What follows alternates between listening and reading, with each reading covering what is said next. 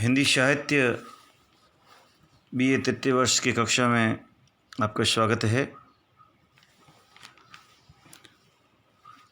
प्रिय विद्यार्थियों, आज हम जयशंकर प्रसाद की एक रचना पढ़ेंगे जो राष्ट्र प्रेम से ओतप्रोत है। रचना का शीर्षक है अरुण ये मधुमय देश हमारा। इस कविता के माध्यम से कवि ने भारतवर्ष के प्राकृतिक सौंदर्य और साथ ही साथ यहाँ के लोगों की जो समन्वय की जो वृत्ति है, शरणागत की रक्षा यहाँ की संस्कृति की एक विशेषता रही है।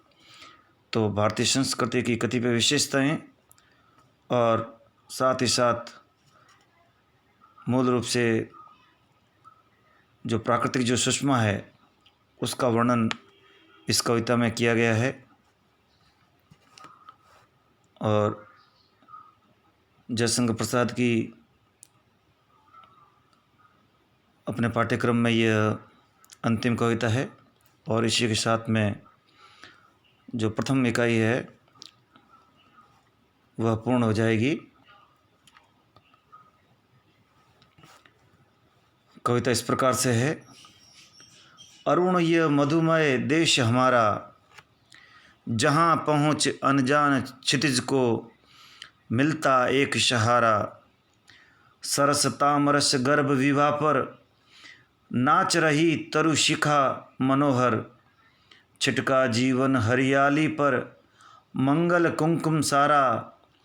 लघु शुर धनु से पंख पसारे, शीतल मलय समीर सहारे। उड़ते खग जिस और मुँह किए, समझ नीड़ निज प्यारा। बरसाती आँखों के बादल बनते जहाँ भरे करुणाजल। लहरें टकराती अनंत की पाकर जहाँ किनारा। हेम कुंभ ले उषा सवेरे, भरती ढुलकाती शुक मेरे। मंदिर ऊँघते रहते जब जग कर रजनी भर तारा।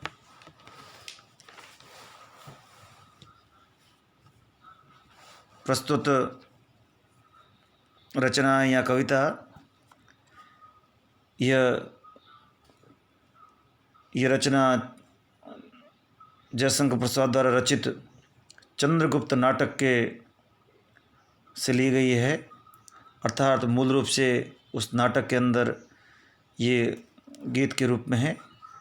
जिस तरह हमने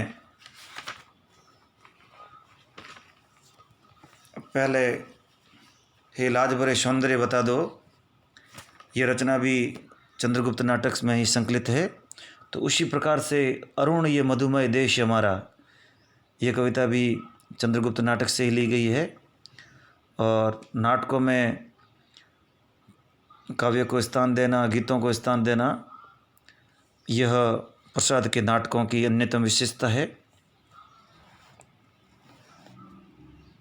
इस गीत के माध्यम से भारतीय संस्कृति का जो गौरव है और प्राकृतिक सुषमा का इसमें सुंदर चित्रण किया गया है। और ये जो गीत है, ये सुंदर गीत यवन राजकन्या जो कार्नेलिया है, जो चंद्रगुप्त से प्रेम करती है, वह इस गीत को गाती है।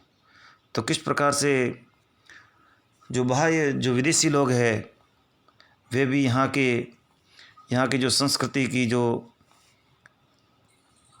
एक जो सामंजस्य और जो समन्वय की जो प्रवृत्ति है, मिलनसार की जो प्रवृत्ति है, वह और यहाँ की प्रकृति को देखकर वे किस प्रकार से अभिभूत है, इसका बड़ा ही सुंदर चित्रण इस कविता के माध्यम से किया गया है। अरुण ये मधुमय देश हमारा। प्रातःकाल में जो लालिमा आकाश में छाई रहती है, वह जो रंग है वह वर्ण अरुण कहलाता है।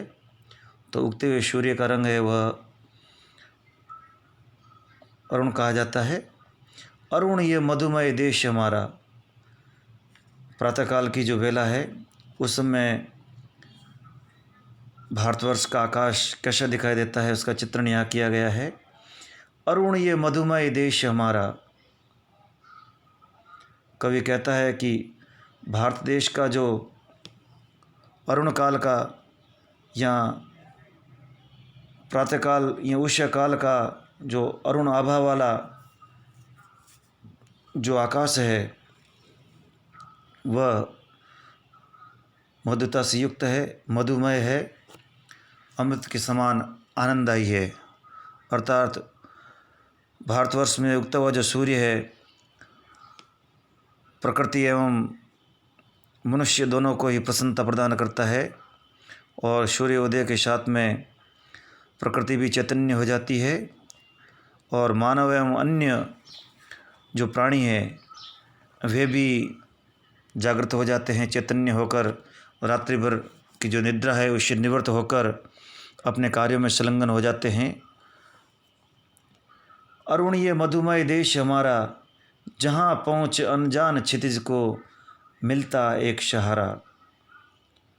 कौंडिन्य कहती है कि इस देश में पहुंचकर अनजान एवं जो अपरिचित व्यक्ति है उसको भी एक अवलंब मिल जाता है, एक सहारा मिल जाता है। जैसे क्षितिज को सहारा मिलता है उसी प्रकार से अनजान व्यक्ति को भी यहाँ आकर एक उस प्रकार का प्रेम और उसे सहारा मिलता है कि वह भारतीयों की इस प्रकार की जो आदर सत्कार की जो प्रवृत्ति है, जो अतिथि देवो भव की जो प्रवृत्ति है, अतिथि देवो भव की जो हमारी जो परंपरा है, उनका किस प्रकार से मेहमानों का हम किस प्रकार से स्वागत करते हैं, अतिथियों का। और इसी कारण जो अनजान व्यक्ति जब भारतवर्ष में आता है तो उसे अपने घर के समान ही महसूस होता है और उसको एक इस प्रकार से अवलंब एवं सहारा मिलता है कि वह यहाँ भारतवर्ष के लोगों के प्रेम को देखकर अभिभूत हो जाता है। अरुण ये मधुमय देश हमारा, जहाँ पहुँच अनजान क्षितिज को मिलता एक सहारा। यहाँ पर भारतीयों की जो मिलनसार की जो प्रवृत्ति है, अतिथि देवो भव की जो परंपरा है, उसकी ओर प्रतीक रूप से संकेत किया गया है। सरस तामरस गर्भ विवाह पर नाच रही तरुषिका मनोहर। यहाँ पर बहुत ही सुंदर संस्कृत निष्ठ शब्दावली में प्रकृति के सुषमा का चित्रण किया गया है। सरस तामरस, तामरस कहा जाता है लाल रंग का जो कमल होता है उसे ताम्रस कहा जाता है। यानी जो ताम्र रंग का जो या लाल रंग का जो कमल का जो पुष्प होता है उसे ताम्रस कहा जाता है। सरस तामरस गर्भ विवाह पर नाच रही तरुषिका मनोहर। और प्रातःकाल होने पर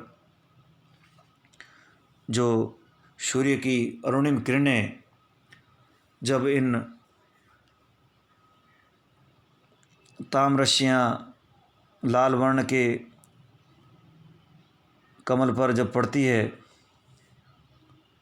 तब वह भी प्रकृति चैतन्य हो जाती है। प्रकृति के साथ ही जो खिलते हुए जो कमल के जो पुष्प है वे बड़े ही सुंदर दिखाई देते हैं। सरस ताम्रश गर्भ विवाह पर नाच रही तरुषिका मनोहर। और वृक्षों की जो चोटियां हैं वे मानो उस खिलते हुए लाल कमल को देखकर प्रसन्नचित्त हो जाती है। सरस ताम्रश गर्भ विवाह पर नाच रही तरुषिका मनोहर। तो इस प्रकार प्रातःकाल होने पर सूर्योदय के साथ में ही जो ताम्रश जो लाल पुष्प होते हैं, लाल जो कमल होते हैं, वे खिल जाते हैं और उनके अंदर के जो परागकण होते हैं, जो पराग होते हैं, उनको देखकर जो वृक्ष होते हैं उनकी चोटियाँ भी झूम पड़ती है और उस झूमती हुई नाचती हुई प्रतीत होती है। और ऐसा लगता है छिटका जीवन हरियाली पर मंगल कुमकुम सारा। और हरितिमा जो हरी भरी जो प्रकृति है, हरे भरे जो वृक्ष घास इत्यादि है, उस पर जब सूर्य की अरुणिम जो किरणें पड़ती है, उसको देखकर कल्पना करता है कवि कि मानो उस हरियाली पर, उस हरितिमा पर किसी ने मंगल विधायक कुमकुम छिड़क दिया हो। कुमकुम भी सूर्य का जो अरुणिम जो सूर्य होता है उसके समान रक्तिम या अरुण रंग का होता है, और कुमकुम है वह मांगल्य का प्रतीक भी है।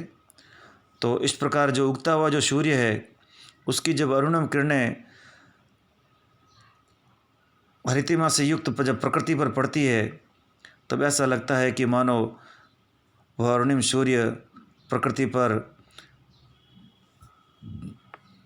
मंगल विधायक कुमकुम छिड़क रहा हो, उसके मंगल की कामना कर रहा हो। लघु सुरधनु, लघु यानी छोटे, सुरधनु, सुर कहा जाता है देवताओं को, धनु का अर्थ धनुष, तो सुरधनु का अर्थ हो गया इंद्रधनुष।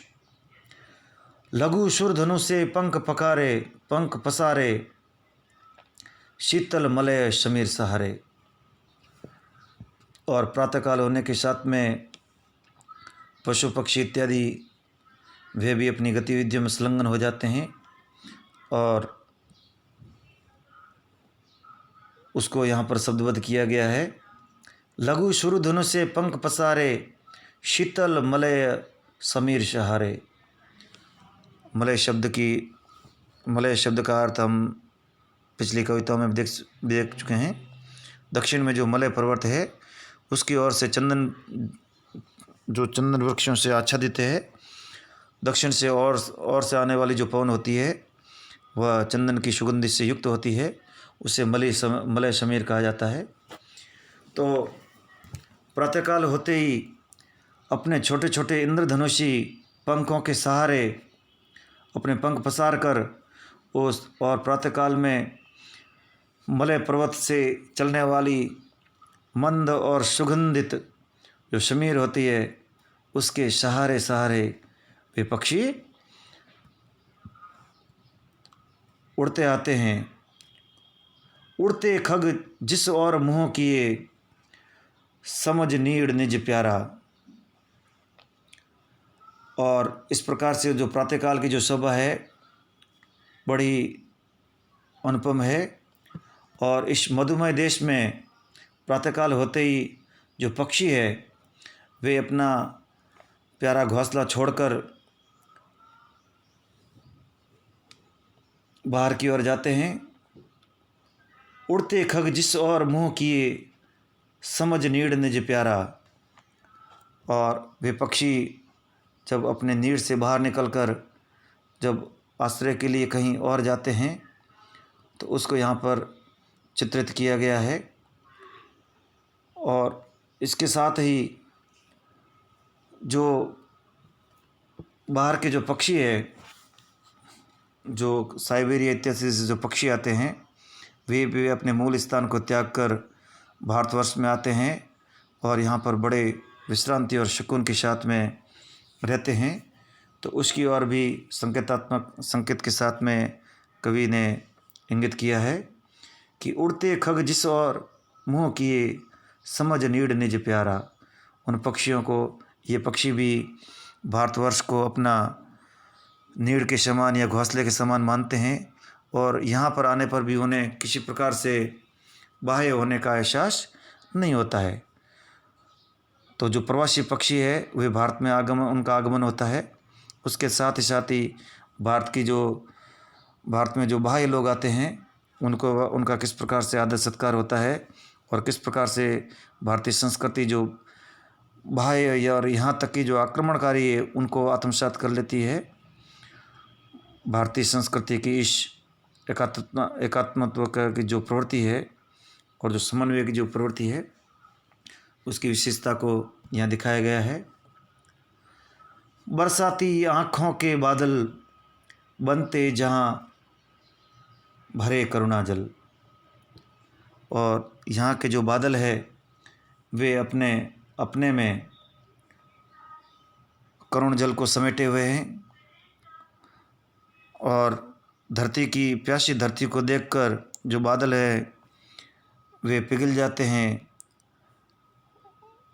वे संवेदनामय हो जाते हैं और वे मानो और वे धरती पर जब वर्षा करते हैं तो ऐसा प्रतीत होता है कि वे मानो उस दुखी धरती को देखकर अपने करुण अश्रु को बहा रहे हैं। तो उसी को देखकर कवि इस प्रकार की कल्पना कर रहा है। बरसाती आँखों के बादल बनते जहाँ भरे करुणा जल। और वर्षा काल में किस प्रकार से धरती की प्यास को देखकर, दुखी धरती को देखकर बादल किस प्रकार से जल वर्षण करते हैं, उसी प्रकार से यहाँ के लोग भी मानवता के प्रति अपने आँखों में करुणा रखते हैं, करुणा रूपी अश्रु रखते हैं। तो भारतीयों की इस विशेषता को जो वर्षा करने वाले जो घने हैं या बादल है उनके माध्यम से दिखाया गया है। लहरें टकराती अनंत की पाकर जहाँ किनारा। और अनंत अनंत दूरी से आने वाली जो समुद्र की जो लहरें हैं, जब भारतवर्ष के जो किनारे जो प्रदेश है या किनारे जो तट है उनसे जब टकराते हैं तो उनको वे यहाँ कर थम जाती है, मानो उन अनंत की लहरों को भी भारतवर्ष ने अपने यहाँ पर आश्रय दे दिया हो। अगली जो पंक्ति है बड़ी सुंदर पंक्तियाँ हैं और रूपक अलंकार का एक अच्छा उदाहरण है। हेम कुंभले उषा सवेरे भरती ढुलकाती शुक मेरे। प्रातःकाल की जो सुषमा है, सौंदर्य है, उसको उषा को एक नायिका के रूप में वर्णन किया गया है। और प्रातःकाल का जो सूर्य है उसको देखकर कवि एक सोने की घड़े के रूप में कल्पना करता है कि मानो जो उषा रूपी जो नायिका है वह उस हेमकुंभ को सागर में, सरोवर में डुबा रही है। और कवि कहता है कि उषा जब सवेरे सवेरे हेमकुंभ को लेकर जब पानी को भरती और ढुलकाती है तो ऐसा लगता है कि वह हम भारतीयों को सुख प्रदान कर रही है। कहने का आशय है कि जो प्रातःकाल में जो सूर्य उदय होता है तो वह भारतीयों के लिए सुखकारी है। और इस प्रकार का सूर्य की जो तपन और जो सूर्य जो ऊर्जा का अजस्र स्रोत है, इस प्रकार की सूर्य देव की जो कृपा भारतवर्ष पर है वो अन्य देशों पर नहीं है। और इसी सूर्य की अधिक तपन के कारण या सूर्य अधिक समय तक भारत में रहने के कारण भारत में जैव विविधता भी पाई जाती है। हेमकुंभले उषा सवेरे भरती ढुलकाती शुक मेरे। और प्रातःकाल में जो उषा है वह अपने सूर्य रूपी हेमकुंभ को, हेमकुंभ यानी सोने का घड़ा, तो उगता हुआ जो सूर्य है वह उसको देखकर कवि सोने की घड़े के रूप में उसकी कल्पना कर रहा है। हेमकुंभ ले उषा सवेरे भरती ढुलकाती शुक मेरे। जिस प्रकार जो प्रातःकाल है वह यहाँ के निवासियों के लिए किस प्रकार से सुखकारी है उसको दिखाया गया है। और साथ ही मदिर, मदिर का अर्थ होता है मस्त, नशे में मस्त। मदिर ऊँघते रहते जब जग कर रजनी भर तारा। और प्रातःकाल में जब सूर्य उदय होता है तो ऐसा प्रतीत होता है कि जो रात्रि भर जो तारागण है वे मानो जागृत रहने के कारण नशे में जागृत रहने के कारण अब वे निद्रा की ओर आगे बढ़ रहे हैं, या रात्रि भर जागने के कारण उनका आँखों में एक प्रकार से नशा छा गया है। वे भी निद्रागमन होना चाहते हैं, और इस प्रकार से रात्रि के जो तारागण होते हैं वे डूबने लगते हैं और उषा का आगमन होता है और सूर्योदय हो जाता है। तो यहाँ पर जो प्रातःकाल का जो आकाश है उसकी जो प्राकृतिक जो सुषमा है उसको चित्रित किया गया है, और साथ ही साथ जो भारतीय संस्कृति के जो विशेषता हैं उनको भी इन प्राकृतिक उपादानों के माध्यम से बड़े ही सुंदर शब्दों में दिखाया गया है। धन्यवाद।